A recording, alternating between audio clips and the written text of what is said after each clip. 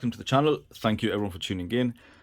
So today's video, I'm gonna do a unboxing, a quick one. As you guys know, I did a live unboxing on this RMALTI GMT dive watch, and it's the first live I did, but I was quite disappointed, to be honest, because the resolution on the camera, I think it was YouTube software, it was just blurry and you really couldn't see the details, and that is quite disappointing for anyone who wanted to see the watch in a bit of detail.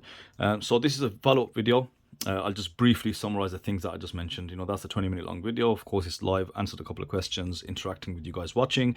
But the things I covered was, of course, the price. So this is £244, which should be around $280. It uses the Seiko NH34. In terms of specifications and dimensions, exactly the same as the MM200 that I reviewed of RMALTI's not too long ago. I think that was a couple of days ago.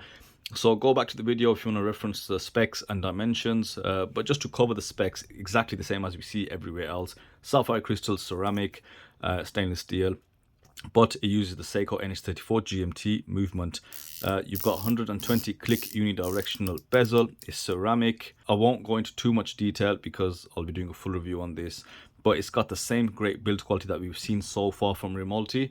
And I do have a couple of points to mention while I talk about RMALTI. One is a name change, not so much a change, but the addition of a letter. They will be calling this brand RMALTI from now on. Well, when I say now on, they do have a cutoff point.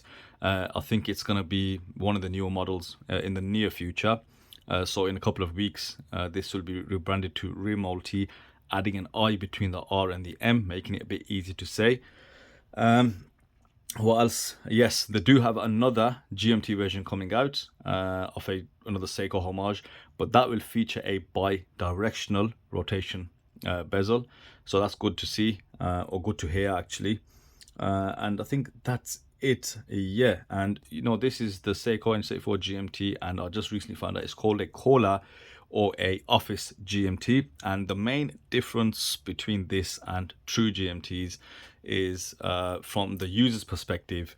If you follow a time zone, hence it's called Office or Cola GMT, and you need to be aware of a time zone, i.e. you're working in a different country and you just want to know what time it is back home, or in another place, and then this is what you want to actually use. That's because the GMT hand moves in hour increments, and that's it. Whereas a true GMT, I think the hour hand also moves.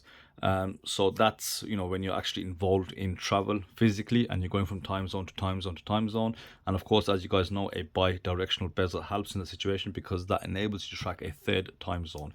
In terms of practicality for me, I have zero use for these GMT watches, and that's why I don't really have any of them. I had one a long time ago. It was the Seiko Quartz, I think the Sportura or something like that, GMT, and I didn't really gel with it because I don't really know what to do with the GMT function. But yeah, just give you a close-up of the dial.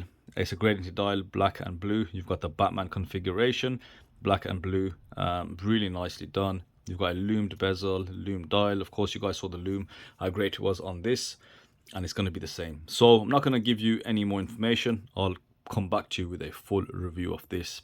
And another point before I go, they have made a new variant, as they do. It does have different handset, and it also has a curved sapphire or ceramic bezel, and it's similar price, so make sure you check that out. So I'll leave the link within the description. Thank you all for watching, and I'll see you on the next one.